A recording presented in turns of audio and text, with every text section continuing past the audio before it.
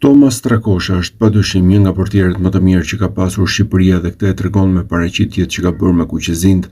Guardiani ka dhënë një intervistë gjatë për mediat greke ku është ndalur te karriera e tij, duke folur për Lazion, Chelsean, Premier League-ën apo edhe arsyeën që e ka shtyrë që të zgjedhë Shqipërinë dhe jo Greqinë, edhe pse e kishte mundësinë. Sigurisht, siç e tha dhe ju, as vitin e kaluar nuk isha më i keqi, as këtë vit më i miri. Duhet të ketë një ekuilibër në gjithçka që bëjmë. Sigurisht ka ndryshuar mentaliteti me të cilin luan ekipi, me trajnerin e ri dhe me trajnerin e ri të portierëve. Besoj se ekipi është më i balancuar si në aspektin mbrojtës ashtu dhe në atë sulmues. Kështu në thonjza portieri ekspozohet më pak se sa vitin e kaluar dhe ndoshta për këtë arsye bën dhe më pak gabime, por kjo nuk do të thotë se vitin e kaluar ishim shumë më keq dhe këtë vit shumë më mirë. Jemi përmirësuar shumë si ekip dhe shumë lojtarë dhe në aspektin personal. Mendoj se kemi më shumë zgjidhje, sidomos në ndërtimin e aksioneve me këmbë krahasuar me vitin e kaluar dhe për këtë arsye ka më shumë automatizma në lojë. E di edhe vetë që pata një fillim shumë të keq me AEK-un dhe njerëzit prisnin shumë më tepër nga unë dhe është logjike që të presin më shumë nga unë. Por sigurisht më mërziti shumë sezoni i kaluar sepse nuk munda t'i ndihmoja sa doja. Kjo më dha dhe më shumë ego dhe motivim që ky sezon të fillonte më mirë dhe të paktën si ekip t'ia shpërblenim tifozëve me hyrje në Europë, sepse ua kishim borxh. Fal Zotit ja dolëm sepse pa Europë do të ishte edhe një sezon tjetër shumë i vështirë për ne. Tani mendoj se jemi në një moment të mirë, por sezoni nuk ka mbaruar ende. Jemi rreth në 50%.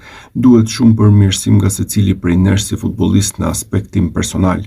Në disa gjëra nuk jam i kënaqur me paraqitjen time, në disa të tjera ndjej se kam ndryshuar mënyrën se si jam në fushë, por duke qenë se gjithmonë kam pasur një baba shumë të rrept dhe në këtë gjysmë sezoni ka gjëra që i kam bërë mirë, por edhe shumë gjëra të këqija që i analizoj me veten dhe dua t'i përmirësoj. Është diçka shumë e thjeshtë që thatë dhe që ndoshta tifozët nuk e mendojnë.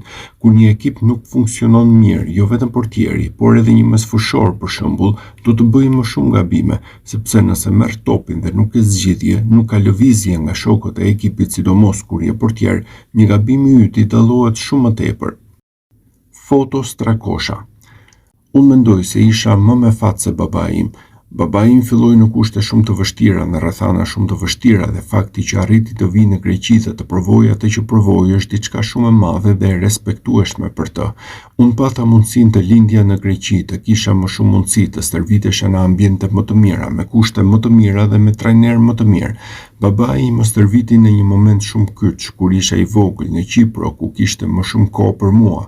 Prandaj në këtë aspekt mund të them që pata më shumë fat për të krijuar baza të forta që të më ndihmonin në të ardhmen.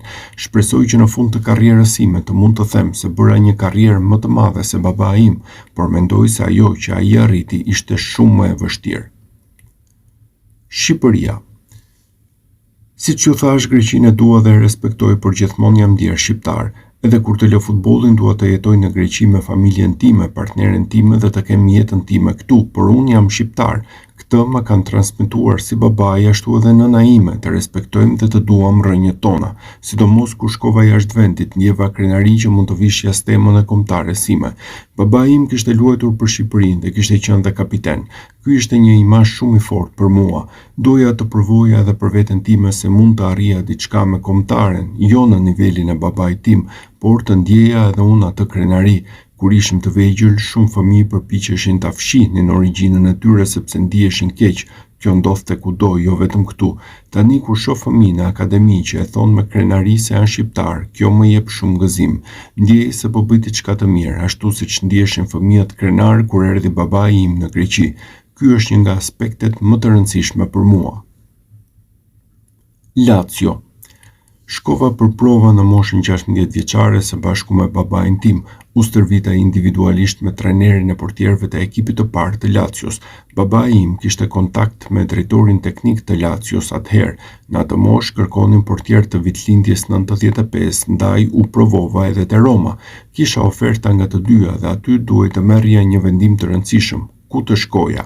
Nga ana financiare Lazio ofronte shumë më pak, por ndjeja se aty do të kisha më shumë mundësi për të luajtur dhe për të zhvilluar në një ambient më të mirë.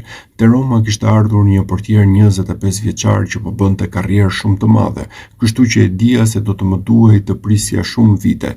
Te Lazio ishte edhe Marchetti, një portier shumë i mirë. por pas 4 vitesh më erdhi mundësia mua. Premier Liga. Nga viti 2010 më pas futbolli italian kishte humbur pak nga shkëlqimi i tij.